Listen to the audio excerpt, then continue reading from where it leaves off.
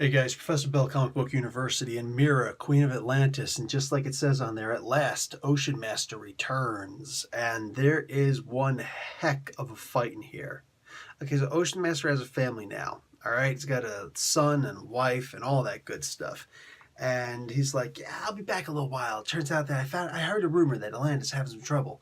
So he he goes off to Amnesty Bay so that he could try and find out, is Arthur around? And he sees that the Queen of Atlantis is there. He doesn't realize that Mera is the Queen of Atlantis at this point. He didn't read the title of the comic. The point is, he goes there. He's just like, dude, is it true my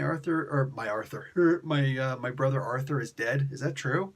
It's like, well, no. They tried to kill him, didn't work, but he's actually fighting for the throne right now. Cormrath and you're reading the Aquaman comic, so anyway, all that stuff.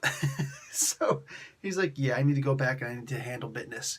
She's like, yeah, no. So she explains, listen, I'm the Queen of Atlantis right now. All right, the Queen in exile.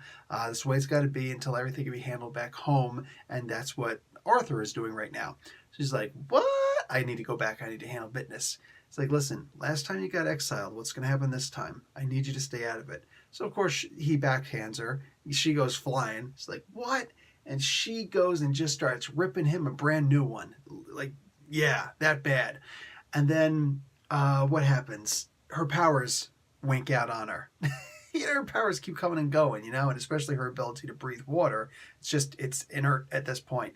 So he's eventually able to trump over her, which is a shame, but it is what it is. She was holding her own, dude. I am so proud of her in this.